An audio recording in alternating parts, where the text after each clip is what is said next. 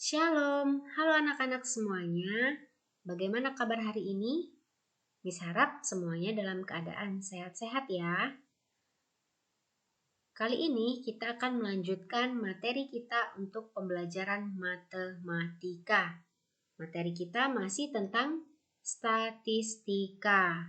Nah, tujuan pembelajaran kita hari ini yaitu di mana kalian mampu memahami cara menyajikan atau membuat diagram batang dan diagram garis. Jadi, pembelajaran hari ini tentang penyajian data dalam bentuk diagram batang dan diagram garis. Simak baik-baik ya videonya. Nah, anak-anak seperti yang Miss katakan pada pembelajaran sebelumnya bahwa statistika itu sangat dibutuhkan dalam kehidupan sehari-hari. Mengapa? Agar mempermudah membaca dan memahami suatu data yang terkumpul.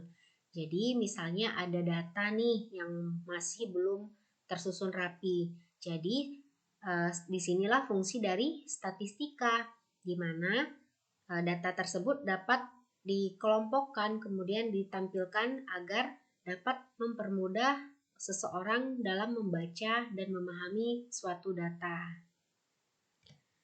Nah, anak-anak, statistika pada pertemuan sebelumnya kita sudah tahu bahwa adalah kegiatan pengumpulan, penyajian, dan pengolahan data. Yang dimana data itu merupakan catatan informasi yang diperoleh berdasarkan fakta. Nah, memperoleh data juga ada beberapa cara, bisa menggunakan wawancara, pembagian kuesioner, pengumpulan data yang sudah ada. Nah, kemudian setelah data kita peroleh, kemudian disusun, disajikan ke dalam bentuk tabel agar mempermudah dalam membaca dan menafsirkan. Nah, pertemuan sebelumnya kita sudah sampai pada penyajian dalam bentuk tabel ya. Miss harap sampai sini anak-anak sudah paham. Nah, hari ini kita akan melanjutkan tentang penyajian atau pengolahan data. Pengolahan data yang akan kita pelajari ada dua, contohnya seperti ini.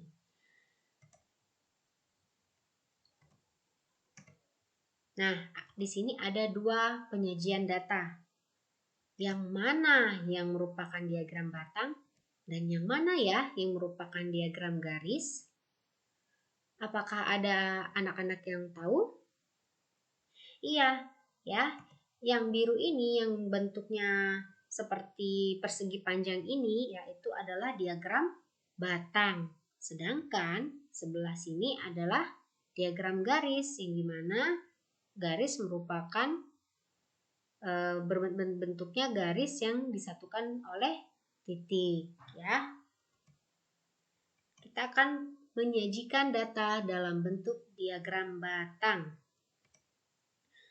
Nah, kita harus tahu apa itu pengertian diagram batang. Diagram batang adalah diagram yang menyajikan data dalam bentuk persegi panjang tegak ataupun persegi panjang mendatar yang sama besar dan terpisah.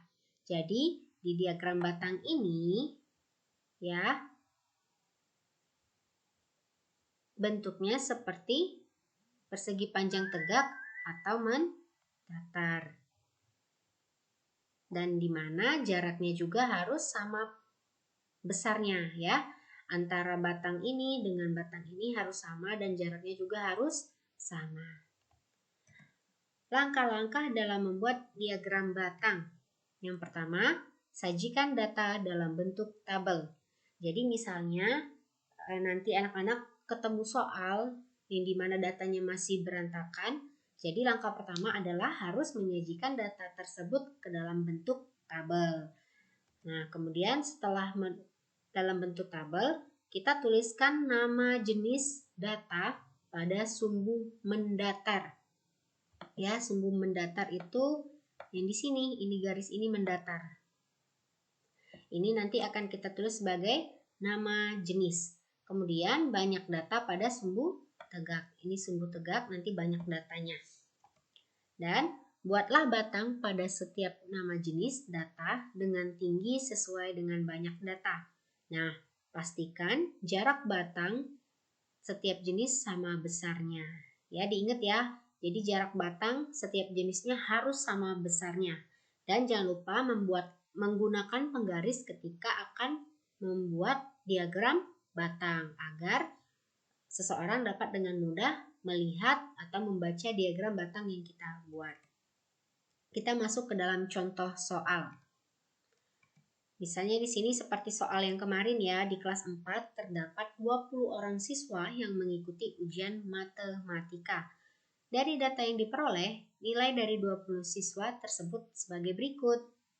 Nah, kemarin juga kita sudah menyajikannya dalam bentuk tabel ya. Di tabel itu ada turis dan frekuensinya yang mewakili banyak siswa.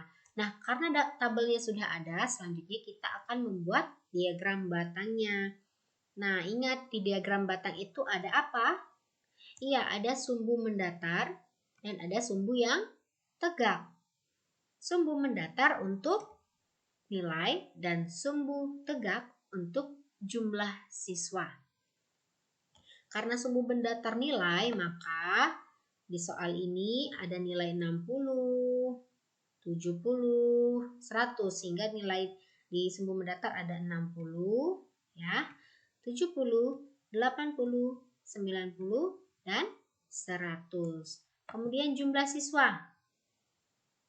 Jumlah di siswa ada 3, 6, 5, 4, dan 2. Nah, kita cukup membuat paling tingginya 6 ya. Di sini 20 ini tidak perlu kita buat sampai angka 20 ya. Tidak perlu karena ini jumlah siswa. Jadi di sisi atau sumbu tegaknya ada 1, 2, 3, 4, 5, 6, 7 dan seterusnya.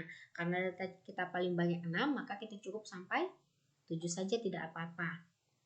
Nah, setelah kita menentukan sumbu mendatar dan sumbu tegak, selanjutnya kita melihat nilai 60. Nilai 60 di sini ada berapa banyak siswanya? Ada 3. Nah, sehingga kita membuat persegi panjang ya di 60 ini sampai dengan 3.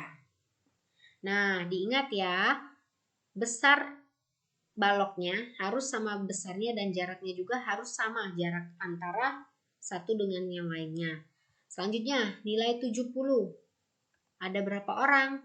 Ada 6 anak ya, berarti 70 sampai 6. Kemudian nilai 80 ada 5 orang. Nah, sampai 5. Nilai 90 ada 4. Sampai 4 dan nilai 100 ada 2. Nah, beginilah cara membuat diagram batang.